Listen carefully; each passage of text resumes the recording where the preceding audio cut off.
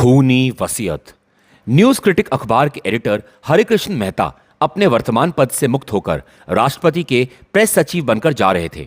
उन्हें शानदार विदाई दी गई। दोस्तों, आपके सहयोग और सम्मान के लिए मैं हृदय से आभारी हूं। मैंने जितने वर्षों तक इस पद पर सर्विस की, मुझे आप सबका सहयोग मिला। और ठीक उसी समय लखनऊ यूनिवर्सिटी के कन्वोकेशन हॉल में मैं कुमारी मंजरी मेहता को एमए की परीक्षा में राजनीति और पत्रकारिता विषय पर प्रस्तुत शोध पत्र के लिए चेलापति राव स्वर्ण पदक प्रदान करता हूं। Thank you sir. अब क्या करने का इरादा है मंजरी? पढ़ाई तो खत्म हो गई। डैडी के पास दिल्ली जा रही हूं, शायद किसी अखबार के दफ्तर में नौकरी मिल जाए। फिर दोनों अपने छात्रावास में चली गई। दूसरे दिन मंजरी दिल्ली के लिए रवाना हो गई। लगभग 1 घंटे पश्चात, आओ बेटी, आज मेरा सिर गर्व से ऊंचा हो गया। आज के अखबार में तुम्हारी फोटो छपी है। डैडी, ये सब आपके आशीर्वाद और मार्गदर्शन का ही परिणाम है। ठीक है, अब अंदर चलो।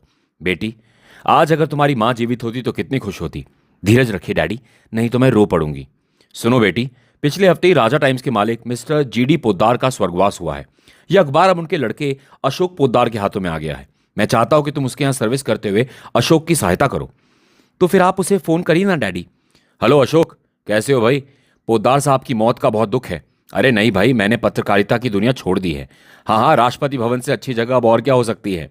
पर मैं मंजरी को भेज सकता हूं। हाँ वही, कल 11 बजे। ओके। लो भाई, उसे वाकई तुम्हारी जरूरत है। कल 11 बजे का समय दिया है उसने। Thank you so much daddy. दूसरे दिन पोद्दार के शानदार ऑफिस में। सर, मेरे लिए क्या आज्ञा है? अरे आज्ञा कैसी, मेहता साहब की गोल्ड मेडल प्राप्त खूबसूरत बेटी को ना करने की हिम्मत मैं नहीं कर सकता। तुम्हारी नौकरी पक्की। जाओ, रूम नंबर 3 में मिस्टर रवि से मिल लो।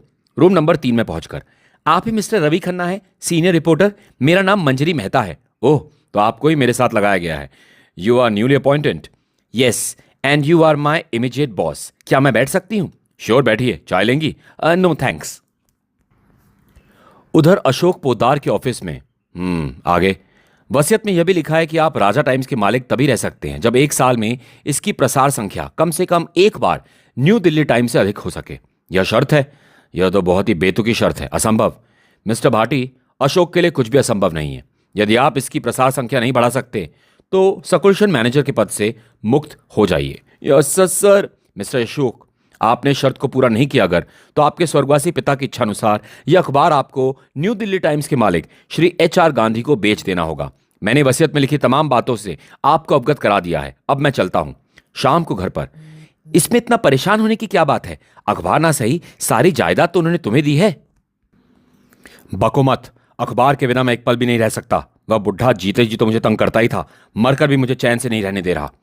दूसरे दिन ऑफिस में, सर, न्यू दिल्ली टाइम्स की प्रसार संख्या इस समय 5,26,525 है, जबकि राजा टाइम्स की केवल 3,10,240। इसका मतलब हमें राजा टाइम्स के लगभग 2.25 लाख पाठक और तैयार करने होंगे। ठीक है, समाचार संपादक श्रीकांत शर्मा को बुलाओ। Yes sir. समाचार संपादक के आने पर, शर्मा जी, हमारे लिए सबसे जरूरी है कि हम किसी भी तरह से इस अखबार को अपने हाथों में बनाए रखें। इसके लिए जरूरी है कि इसमें नई जान डाली जाए। यस सर, ऐसा ही होना चाहिए। क्या होना चाहिए ऐसा ही? आप अब तक क्या करते रहे हैं? सर, आजकल खबरें कुछ ऐसी आ रही हैं कि शट अप। खबरें आती नहीं हैं, खोद कर निकालनी पड़ती हैं। हमें अपने अखबार को नंबर 1 पर लाने के लिए इसमें वह सब कुछ छापना होगा जो दूसरे अखबारों में नहीं छप रहा है। अगली सुबह समाचार संपादक के कमरे में, रवि, तुमने प्रदीप सान्याल का नाम सुना है? वही जिसने सेंट्रल जेल से भागने की कोशिश की थी? जी नहीं mister senior reporter, Pradeep Sanyal ने एक मासूम बच्ची का गला घोट दिया था। That's right. रवि, तुम्हारा दिमाग आजकल कहाँ रहता है? सर, इस किस्म की खबरें अब काफी पुरानी पड़ चुकी हैं, मैं उन्हें नहीं पढ़ता। जी हाँ, और अब तुम यह कहोगे कि साप्ताहिक भविष्य में भी लोगों की दिलचस्पी नहीं रही। एग्जैक्टली सर, लोग अब जान गए कि साप्ताहिक भविष्य हम यहीं बैठकर लिखते हैं। सर, आप प्रदीप सान्याल के बारे में कुछ कह रहे थे? हाँ, 2 दिन बाद तिहाड़ जेल के रेड चेंबर में उसे बिजली की कुर्सी पर बैठाकर मृत्युदंड दे दिया जाएगा। ओह, वेरी सैड। मौत की सजा इस तरह देना अमानुषिकता है। मैं तुम्हारी राय नहीं पूछ रहा हूं रवि। देखो, लोगों को इसमें दिलचस्पी है। लोग यह भी जानना चाहेंगे कि वह अपने अंतिम समय में कैसा महसूस कर रहा है। जरूर जानना चाहेंगे सर। हो सकता है उन्हें भी ऐसी कुर्सी पर बैठना पड़ जाए। नॉनसेंस, यह मजाक का वक्त नहीं है रवि। हमें किसी भी तरह 1 साल में अखबार की सेल दुगनी करनी है। फिर प्रॉब्लम क्या है सर? न्यूज़, समाचारों की प्रॉब्लम है। लोग एक्साइटिंग यानी धड़ाके की खबरें चाहते हैं। ओ यू मीन झटके वाली खबरें? सर, मैं जेल में जाकर प्रदीप सान्याल से मिलूं? वही तो मुश्किल है, वह किससे मिलने के लिए तैयार नहीं है। लेकिन हाँ, उसी चेंबर में पहले एकनाथ सोलकर नाम का आदमी रह चुका है, जिसकी मौत की सजा निश्चित तारीख से 2 दिन पहले माफ कर दी गई थी। हाँ वही, तुम चाहो तो उससे मिलकर जेल की इस कोठरी के अनुभव को प्राप्त कर सकते हो। वो आदमी रहता कहाँ है सर? मैं उसके आधार पर लेख तैयार करूंगी। वो यही है, तुम कॉन्फ्रेंस रूम में जाकर उससे मिल सकती हो। यस सर, मैं भी उससे मिलकर आती हूँ। मंजरी वहां से चली गई। शर्मा जी, क्यों बेचारी इस लड़की को अभी से लाइन पर डाल रहे हो? कुछ दिन खेलने खाने दो। नहीं रवि, मामला सीरियस है। अखबार की सेल न्यू दिल्ली टाइम्स से ज्यादा नहीं हुई तो वसीयत के मुताबिक अखबार हाथ से निकल जाएगा। उधर कॉन्फ्रेंस रूम में, अरे अपन का ऐसा वैसा कुछ अनुभव नहीं होने का मेम साहब। अपन साला मरता तब ना कुछ होता। क्यों? 2 दिन बाद तुमको मरना ही था। देखो मेम साहब, मैं एक बात बोलता हूँ, अपन अखबार में इसको छापने का नहीं है। वादा करती हो तो बोलो। बोलो। मैं वादा करती हूँ मेम साहब, ये बात किसी को बोलने का नहीं है। उधर ही हमने एक सुरंग बनाया बाहर जाने के वास्ते, पर अब तो उसका कोई फायदा ही नहीं है। सान्याल को मालूम नहीं है कि वहाँ कोई सुरंग है। Oh thank you mister Solkar, थोड़ी और पियोगे? यह बोतल तुम्हारे लिए है। फिर मंजरी ने और भी कई तरह की जानकारी हासिल की और वहां से चली गई। अपने ऑफिस में पहुंचकर, सर अगर किसी तरह प्रदीप सान्याल जेल से फरार हो जाए तो हमारे पास फैंटास्टिक न्यूज़ होगी। ठीक है, ज़रा तुम यही ठहरो, मैं भी आता हूँ। मंजरी, तुम ज़रूर एक दिन नाम कमाओगी। शर्मा जी, प्रदीप सान्याल के वकील से वृद्धा पार्क में शाम के 7 बजे हमारी एक मुलाकात तय करो। Yes sir. शाम के 7 बजे वृद्धा पार्क में। चावला साहब, क्या आप अपने मुवक्किल प्रदीप सान्याल की जान बचाना चाहते हैं? पोद्दार साहब, राष्ट्रपति भी उसकी प्रार्थना ठुकरा चुके हैं। अब यह कैसे संभव हो सकता है?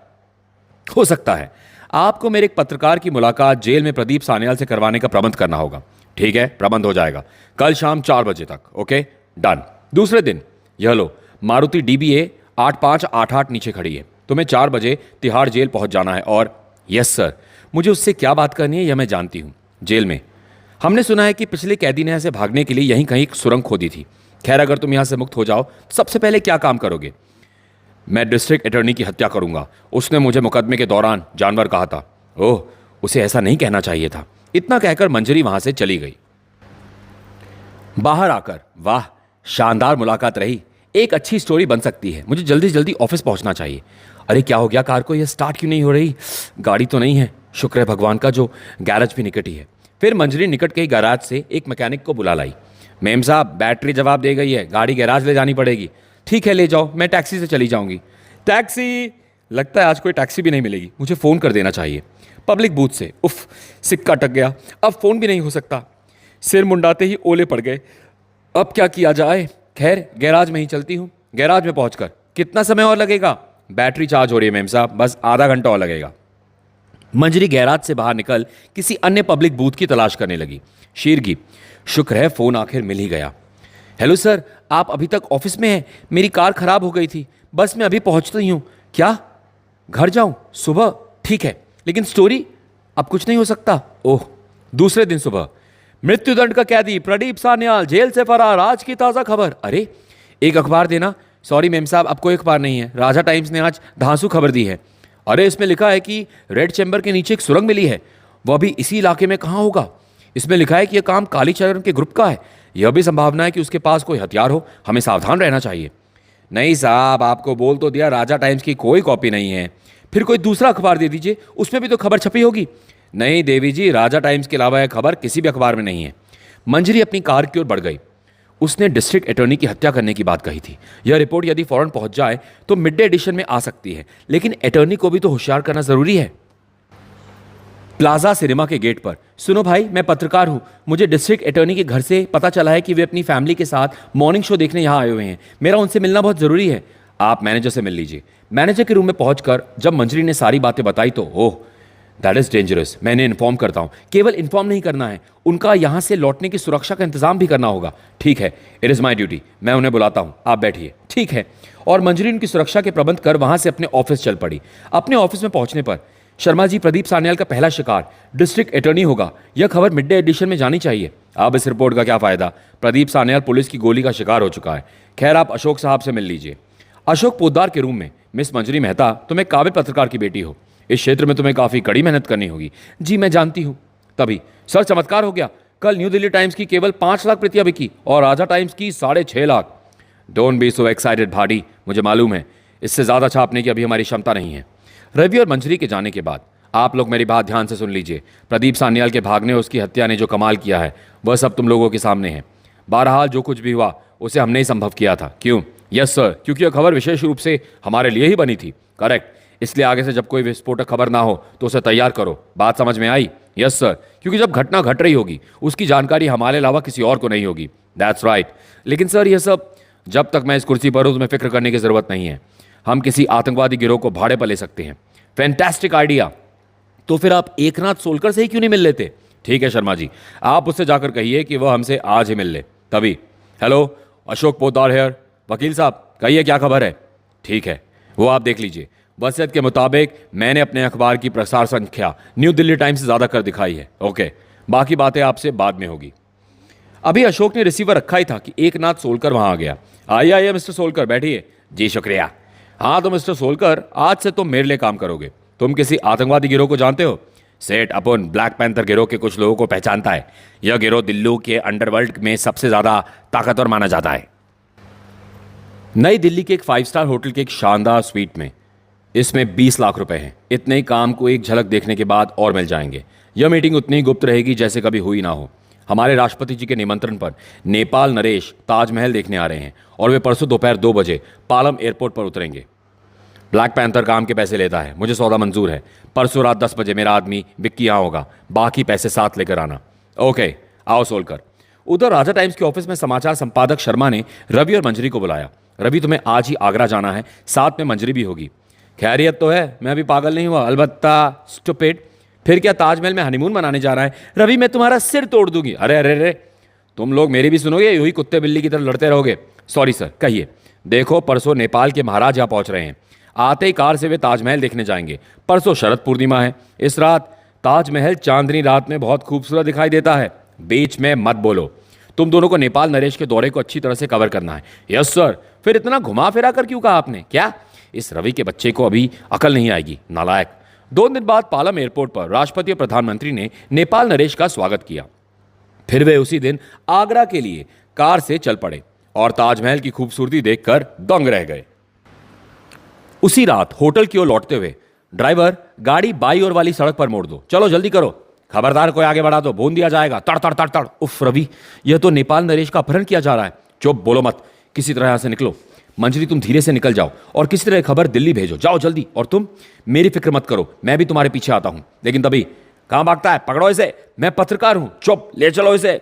होटल के रिसेप्शन काउंटर पर, सॉरी मैडम, फोन नहीं किया जा सकता। सारा आगरा ब्लॉक कर दिया गया है। सारे संपर्क साधन रोक दिए गए हैं। ओह, मुझे किसी न किसी तरह आगरा से बाहर जाना चाहिए। सुबह के 4 बजे पेट्रोल पंप पर। सर, मैं मंजरी बोल रही हूं, बड़ी मुश्किल से फोन मिला है। यह महाराज नेपाल का। क्या? ओह, खबर छप चुकी है, अखबार हाथों हाथ बिक रहा है। कौन? यह शंकर पिल्ले कौन है? लेकिन सर जी जी जी, रवि का कुछ पता नहीं है। ओके, आप इस खबर की बात कर रही थी मैडम। यह खबर तो राजा टाइम्स में छप चुकी है। अभी अभी तो टैक्सी आपके सामने अखबार देकर गई है। महाराज तो छूट कर अपने होटल में भी पहुंच गए हैं वापस। क्या? कैसे छूटे हुए? कहां छूटे? पूरी खबर छपी है, इसमें पढ़ लीजिए। दरअसल वे आतंकवादी गलती से महाराज को पकड़ कर ले गए थे। यह माजरा क्या है? यह शंकर पिल्ले कौन है? मैं सोचती थी मैं ही सबसे पहले खबर दे रही हूं। वापस होटल में लौटने पर, आप कहां चली गई थी मैडम? दिल्ली से मिस्टर अशोक पोद्दार का फोन है आपके लिए। ओह, मिला दीजिए। मिस्टर रवि अभी लौटे या नहीं? अभी नहीं, आप बैठिए, मैं ऑपरेटर से बात करता हूं। यह रवि कहां रह गया? अब तक उसे आ जाना चाहिए था। फोन मिलने पर, हेलो हेलो मंजरी, तुम ठीक तो ना? हाँ हाँ, रवि को पुलिस ने पकड़ लिया था। वह अभी तुम्हारे पास आता होगा। मैंने उसे छुड़वा दिया है। जैसे ही वो आए तुम वापस दिल्ली चले आओ। यस सर, उसके आते ही हम वापस लौट आएंगे। जो खबर यहां आगरा में बैठकर हमारे पास नहीं, वह दिल्ली में उनके पास है। लानत है हम पर। दिल्ली पहुंचने पर अपने ऑफिस में, हेलो बॉय, आगरा में कैसी कटी? पुलिस की मार खाकर आ रहा हूं। सर, यह शंकर पिल्ले कौन है? ओह, कोई रिपोर्टर है, सामने नहीं आना चाहता। थोड़ी देर बाद अशोक के ऑफिस में, सर कल के अखबार की रिकॉर्ड सेल हुई है। न्यू दिल्ली टाइम्स बहुत पीछे रह गया है। क्यों ना रहेगा पीछे? महाराज नेपाल के अपहरण को उन्होंने छोड़ दिए जाने की पूरी स्टोरी सबसे पहले राजा टाइम्स में छपी थी। सर, स्टाफ में चर्चा है कि मिस मंजरी के मुबारक कदम राजा टाइम्स के लिए बहुत शुभ साबित हो रहे हैं। क्यों ना हो भाई, आखिर बेटी किसकी है? शर्मा जी, मंजरी को 6 देशों के गुट निरपेक्षण सम्मेलन की रिपोर्ट तैयार करने को भेज दीजिए और रवि को जरा मेरे पास भेज दीजिए। वो ऑफिस आया है ना? Yes sir. रवि के आने पर, रवि तुम्हें आज ही काहिरा जाना है। वहां मिस्र के राष्ट्रपति और इजराइल के प्रधानमंत्री की मुलाकात को तुम्हें कवर करना है। यस सर, यह मुलाकात कल होने वाली है। मैं आज शाम तक पहुंच जाऊंगा। Correct, wish you good luck. Thank you sir. दूसरे दिन राजा टाइम्स के सांध्य संस्करण में मुख्य पृष्ठ पर छपा, इजराइल के प्रधानमंत्री की काहिरा में हत्या, फिलिस्तीनी छापामारों का दावा। और सुबह होकर आवाज लगा रहे थे, आज की ताजा खबर, 6 राष्ट्रों के गुट निरपेक्ष सम्मेलन में भाग लेने आए स्वीडन के प्रधानमंत्री अपने कमरे में बेहोश पाए गए। न्यू दिल्ली टाइम्स के managing director mister HR Gandhi अपने ऑफिस में दहाड़ रहे थे। आग लगा दो इस अखबार में, तुम सबके सब निकम्मे हो। यह क्या हो रहा है? इतनी महत्वपूर्ण खबरें राजा टाइम्स को कहां से मिल रही है? सर, हमारे सारे अनुभवी पत्रकार फील्ड में हैं, लेकिन मुझे इस लेकिन का ही जवाब चाहिए स्वामी। खबर हमारे पास बाद में पहुंचती है और वहां छप भी जाती है।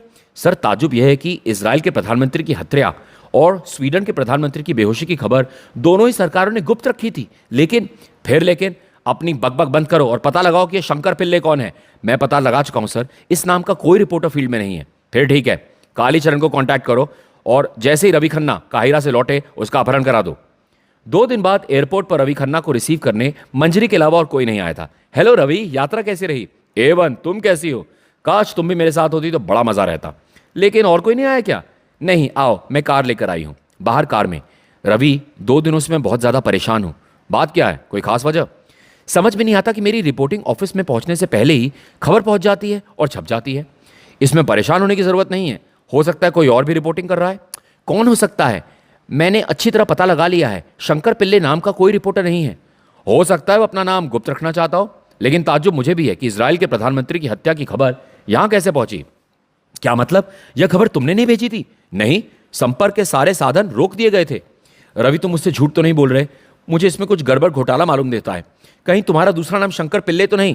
कैसी बात करती हो? एक ही समय में 2 जगह कैसे हो सकता हूं? वह तुम्हें मैं बताऊंगा बच्चे। अपनी खैरियत चाहते हो तो 2 सेकंड में अपनी ओर का दरवाजा खोलकर इस तरफ खड़ी काली गाड़ी में बैठ जाओ, वरना चलो। रवि ने चुपचाप काली कार में बैठना उचित समझा। फिर रवि के बैठते ही काली कार तेजी से आगे निकल गई। मंजरी ने राजा टाइम्स के ऑफिस में पहुंचकर सारी बात अपने संपादक शर्मा जी को बताई। सर, गजब हो गया, एयरपोर्ट से आते हुए रवि का अपहरण हो गया। क्या? यह किस चंडू खाने की खबर लाई हो तुम? मैं झूठ नहीं बोल रही हूं सर, वे उसे काली एम्बेसडर में बिठाकर ले गए हैं। चलो बॉस के पास चलते हैं। अशोक पोद्दार के ऑफिस पहुंचकर, सर मंजरी खबर तो लाई है कि अभी रवि का अपहरण हो गया है। क्या? किसने किया अपहरण? कहां ले गया? सर, वह मेरे साथ मारुति में था, अचानक धौला कुएं के चौराहे पर एक काली कार। ठीक है, तुम जाओ। लेकिन अभी मंजरी दरवाजे से बाहर निकली थी कि तभी, अरे रवि, तुम्हें तो बदमाश उठाकर ले गए थे, पर अब छोड़ दिया उन्होंने। मेरे पास उनसे कुछ नहीं मिला। ओह, मैं भी पोद्दार साहब से पहले तुम मिला उनसे। रवि, मैं तो पुलिस को फोन कर रहा था। कौन थे वे लोग? थे नहीं, था Kalicharan. Kalicharan? Student liberation front का सरगना? Yes sir. क्या चाहता था तुमसे? वह धमकी दे रहा था कि भविष्य में मैं शंकर पिल्ले के नाम से लिखी अपनी रिपोर्टों में किसी दूसरे आतंकवादी गिरोह के कारनामों को उसके गिरोह का काम ना बताऊं, वरना वो मुझे जान से मार डालेगा। तुमने क्या कहा?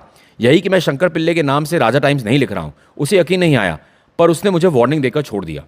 लेकिन दरवाजे के बाहर खड़ी मंजरी अंदर होने वाली वार्तालाप को सुनने की कोशिश कर रही थी। लगता है भीतर कोई खतरनाक खिचड़ी पक रही है। तभी, अरे मिस मंजरी मेहता, आप यहाँ क्या कर रही हैं? कुछ नहीं सर, मैं भीतर जाने की सोच रही थी, पर साहब बिजी हैं, मैं फिर मिल लूंगी। शाम को रवि से पता करूंगी कि चक्कर क्या है। ऑफिस के अंदर, तुमने अपनी आंखों से मंजरी को दरवाजे के पास देखा था? जी हां, वह आपसे मिलने का बहाना बना गई। यह लड़की नहीं हमारे लिए मुसीबत खड़ी कर देगी, इसे रास्ते से हटा दो। दिल्ली के एक 5 स्टार होटल के स्वीट में। मैं तुम्हारे काम से बहुत खुश हूं पैंथर।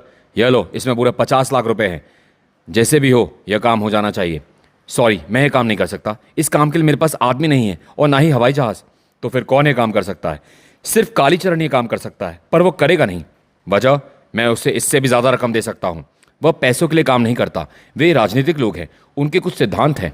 फिर ठीक है, यह पैसे उठाओ और कालीचरण को उठवा लो। कालीचरण को वापस पाने के लिए उसके गिरोह के लोग यह काम करेंगे। डन, यह काम मैं कर सकता हूं। उसे कहां पहुंचाना होगा?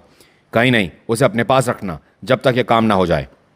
उधर शाम को घर जाते समय, क्या हुआ था रवि? मुझे पूरी बात बताओ। मैं तो बहुत डर गई थी। मैं तुम्हें खोना नहीं चाहती। मैं भी। तुम अपना ख्याल रखना मंजरी। न्यू दिल्ली टाइम्स के खरीदे हुए हत्यारे तुम्हारी भी हत्या कर सकते हैं। क्या क्या कह रहे हो तुम? वो मेरी हत्या क्यों करना चाहेंगे? इसलिए कि जिस दिन से तुमने राजा टाइम ज्वाइन किया है, उस दिन से अखबार की सेल न्यू दिल्ली टाइम्स से ज्यादा हो गई है। उनका बहुत नुकसान हो रहा है। ओह, राष्ट्रपति का यह दौरा तुम कवर कर रहे हो? उनके साथ तो मेरे पिताजी भी जा रहे हैं। घबराने की जरूरत नहीं है, मेरे रहते तुम्हारा कोई कुछ नहीं बिगाड़ सकता। फिर भी खैर, मैं कल राष्ट्रपति के साथ मद्रास जा रहा हूं, 2 दिन बाद लौटूंगा। फिर दोनों कार में बैठकर चल पड़े। लेकिन अभी मंजरी रवि को उनके घर छोड़कर कुछ ही दूर पहुंची थी कि तभी, अरे यह तो वही व्यक्ति है जिसने रवि का अपहरण किया था, लेकिन अब इनका पीछा करना चाहिए। बदमाशों ने कालीचरण को कार में डाला और चल दिए। ज्यादा होशियारी दिखाने की कोशिश की तो भेजा उड़ा दूंगा। चुपचाप चलते रहो। कौन हो तुम लोग और मुझसे क्या चाहते हो? चुप, जब वक्त आएगा तो काम भी बता दिया जाएगा। रात को 10 बजे मंजरी ने अपने घर से अशोक पोद्दार को उसके घर पर फोन किया। हेलो सर, मैं मंजरी बोल रही हूँ घर से। सर, अभी थोड़ी देर पहले मैंने उस आदमी का अपहरण होते देखा है जिसने रवि का अपहरण किया था। जी हाँ, मैंने वो जगह भी देख ली है जहां उसे रखा गया है। ठीक है सर। तुम किसके अपहरण की बात कर रही थी? रवि ने। उसका नाम कालीचरण बताया था। वह एक खतरनाक आदमी है। कालीचरण? वह तो स्टूडेंट्स लिबरेशन फ्रंट का सरगना है। उसने सरकार की नाक में दम कर रखा है। फिर तो उसे फौरन गिरफ्तार करना चाहिए। मुझे मालूम है वो इस वक्त कहाँ है। नहीं बेटी, बिना किसी सबूत अथवा कारण के हम उसे गिरफ्तार नहीं कर सकते, और इस वक्त तो उसे छेड़ना भी ठीक नहीं है। ऐसा क्यों? कल मैं राष्ट्रपति के साथ ऑल इंडिया स्टूडेंट्स फोरम के सालाना जलसे में भाग लेने मद्रास जा रहा हूं। अगर स्टूडेंट उसकी गिरफ्तारी से भड़क उठे तो हमारा प्रोग्राम बीच में रह जाएगा। ओह। फिर दोनों अपने कमरे में सोने के लिए चले गए। दूसरे दिन अशोक पोद्दार के ऑफिस में। आपने मुझे बुलाया था सर? हाँ आओ मंजरी। वाकई कल तो तुमने कमाल कर दिया। मेरा आदमी उस जगह पर निगाहें रखे हुए है जहां कालीचरण को अगवा करके रखा गया है। इस बार अगर उसके बारे में खबर छपेगी तो शंकर पिल्ले के साथ तुम्हारा नाम भी छपेगा। मंजरी वापस अपने केबिन में लौट आई। बॉस को जगह का पता कैसे चला? मैंने तो फोन पर ऐसा कुछ नहीं बताया था। कहीं बॉस ही तो कोई खतरनाक खेल नहीं खेल रहा? कहीं ऐसा तो नहीं कि बॉस ने किसी आतंकवादी गिरोह को किराए पर ले लिया हो और उससे सारे कांड करवा रहा हो? लेकिन जब वह किसी नतीजे पर नहीं पहुंची तो अपने दिमाग की सोचों को भटक कर वह अपने काम में लग गई। उधर उस 5 सितारा होटल के स्वीट में मैंने पहले ही बोल दिया था कि कालीचरण आपके काम नहीं करेगा। आपको सेकंड में अर्जुन सिंह की बात करनी होगी। जगह बताओ। मेरी जगह सोलकर उससे बात करेगा। वह गुरु तेज बहादुर नगर के क्वार्टर नंबर 321 डी में मिलेगा। सोलकर, पता याद हो गया? यस बॉस, मैं भी जाता हूं। अर्जुन सिंह के पास पहुंचने पर, ठीक है, मुझे तुम्हारी शर्त मंजूर है, लेकिन अगर कालीचरण को कुछ हुआ तो मैं तुम्हें पाताल से भी खोज निकालूंगा। घबराओ मत, इसे रखो। इसमें 20 लाख हार्ड कैश है, बाकी के 10 लाख काम हो जाने पर। शाम को जब मंजरी ऑफिस से अपने घर पहुंची तो घर में अपने आप को अकेला पाकर उसे डर लगने लगा। अगर यहां अकेला पाकर किसने मेरी हत्या कर दी तो? तभी ट्रन। इस समय कौन आ सकता है? यह औरत कौन है? तुम्हारा नाम मंजरी मेहता है? जी हाँ आप। मैं गीता पोद्दार हूँ। अशोक पोद्दार मेरे पति है। ओह मिस मंजरी, मेरे पति इन दिनों रात रात भर घर से गायब रहते हैं। सुना है वो यहाँ आते हैं। आपको गलतफहमी हुई है। ऑफिस के अलावा मेरा उनसे कोई संबंध नहीं है। देखो, झूठ बोलने का परिणाम बहुत बुरा होगा। आप इस वक्त तैश में हैं और नहीं जानती आप क्या कह रही हैं। आप बैठिए, मैं आपके लिए चाय लाती हूँ। शेर की मंजरी चाय की ट्रे लिए दोनों हाथों में वापस लौटी, लेकिन तभी खट। उफ, नहीं बचिए। हे भगवान, आपको तो गोली लगी है। कौन था ये? आह, खुद ही तो गोली चलवाई और अब आह पूछती हो कौन था वह? आप गलत सोच रही हैं मैडम। मैं नहीं जानती वो कौन थी, कौन था। पता नहीं वो हम दोनों में से किसकी हत्या करना चाहता था। चलिए मैं आपको हॉस्पिटल ले चलती हूँ। नहीं, हॉस्पिटल नहीं, मुझे घर ले चलो। आह उफ। गीता को लेकर मंजरी मारुति में तेज रफ्तार से दौड़ पड़ी। घबराइए मत, गोली कंधे में लगी है, हिम्मत रखिए, हम अभी घर पहुंचने वाले हैं।